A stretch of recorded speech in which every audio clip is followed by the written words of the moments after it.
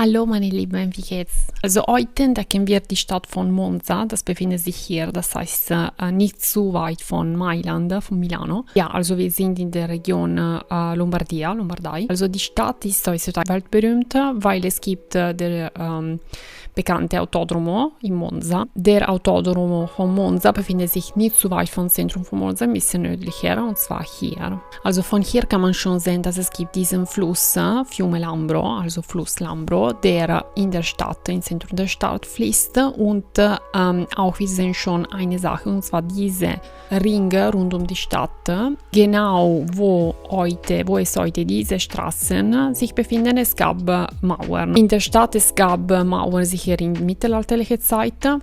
Und im 14. Jahrhundert die wichtige, mächtige Familie Visconti hatte auch neue Mauern, vielleicht größer auch, gebaut. Die Römer haben sicher in der Stadt gewohnt, aber die Stadt von Monza war am meisten wichtig und berühmt mit den Langobarden, und zwar mit der Königin Theodolinda. Im 18. Jahrhundert, diese Villa Reale di Monza hier, war die Sommerresidenz der Habsburger. Der Name der Stadt Monza entsteht vielleicht von zwei Wörtern, Modo und Etiam. Diese sind zwei antike Wörter, natürlich nicht auf Italienisch, auf heutige Italienisch. Und Modo bedeutete hier und Etiam bedeutete ja.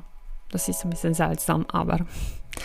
Also laut der Legende, eine Taube hatte an der Königin Theodolinda einen Punkt gezeigt, der Punkt, wo es heute die Stadt von Monza sich befindet, und hatte der Königin gesagt, hier musst du eine neue Stadt gründen. Und an das die Königin Theodolinda hatte ja gesagt. Das ist so vielleicht die Ursprung der Name der Stadt, Modo Etiam.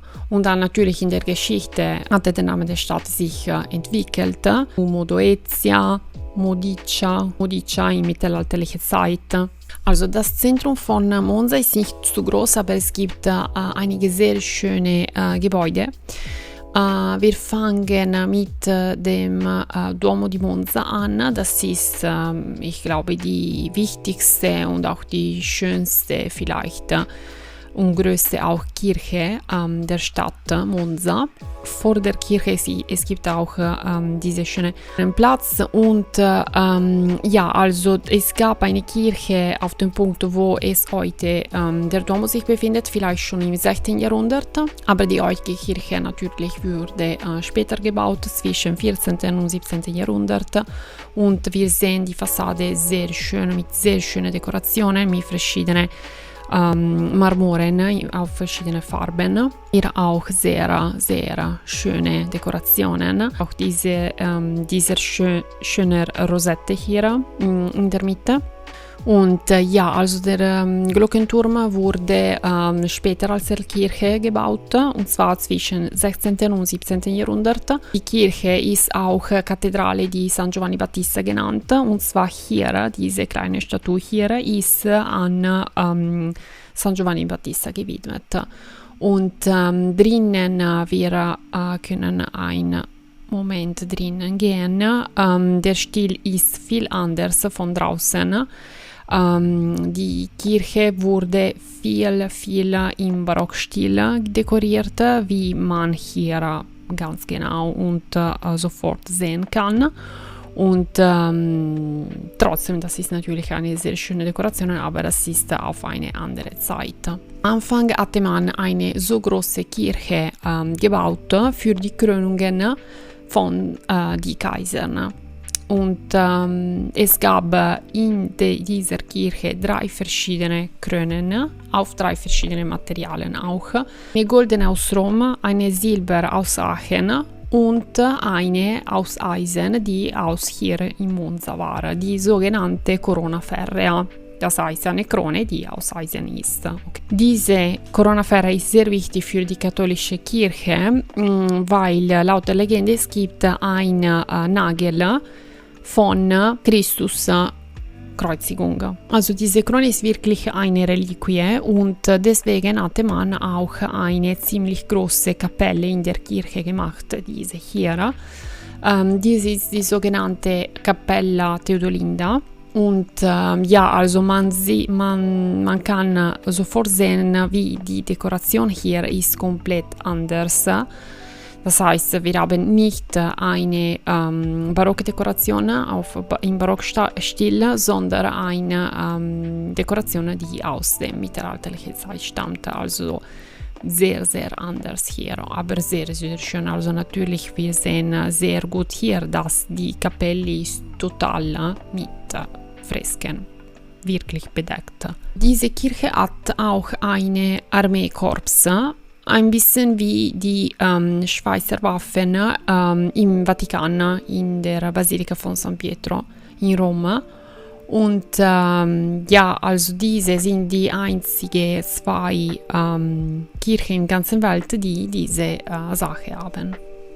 Also von diesem schönen Platz können wir ein bisschen spazieren gehen, sozusagen, auf diese kleine Straße hier. Und hier, wir sehen sofort diese Strukturen hier, diese Holzstrukturen hier, auch schöne Säulen hier, aber diese Strukturen besonders, diese schöne bedeckte Balkonen sozusagen, weil das sind Balkonen, das heißt, diese sind extra Strukturen für diese Hauptgebäude, okay, aber die sind total bedeckt. Natürlich, es gibt eine Decke hier, aber es gibt dann diese schönen Türen hier, auch mit schöner Dekoration, und diese Struktur hier ist total aus Holz. Diese ist eine Sache, die wir in den heutigen Städten nicht so oft sehen können. Es gibt etwas wie diese Struktur hier auf einem Platz in Como. Ich erinnere mich nicht der Name der Platz, aber ja, diese Strukturen wurden auf alle Fälle in mittelalterlicher Zeit gemacht. Für mich diese Strukturen sind sehr schön und die sprechen wirklich über die Geschichte der Stadt. Und natürlich, das war auch sehr praktisch, weil wenn es regnet, natürlich konnte man hier unter diese Balkonen spazieren gehen, bedeckt, und heute auch natürlich. Okay, dann von hier, wir können immer noch ein bisschen schön spazieren gehen. Hier sind wir hinter dem Duomo, okay. Und ja, also diese ist ein sehr schöner Spaziergang, aber dann hier, wir fangen an schon einen Turm zu sehen. Okay, dieser Turm hier ist die sogenannte Torre di Theodolinda. Okay, diese wurde in mittelalterlicher Zeit gebaut.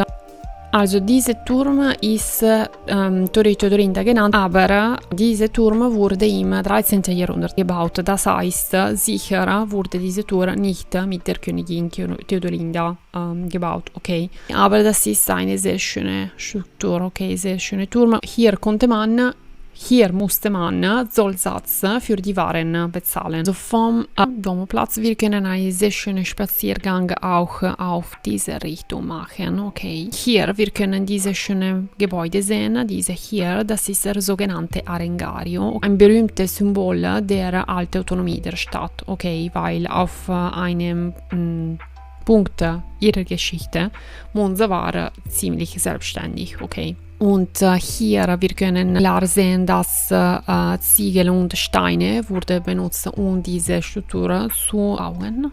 Und hier, wir können sehen, dass es gab eine Treppe, okay. Man kann ein bisschen hier sehen, diese Teile der Fassade. Also dieses Gebäude wurde im 13. Jahrhundert gebaut und dieses Erdgeschoss hier wurde für den Markt benutzt. Und ersten Stock wurde für die Treffungen der Gemeinde benutzt. Diese metallische Treppe ist eine moderne Treppe natürlich, ist als Notfallausgang benutzt.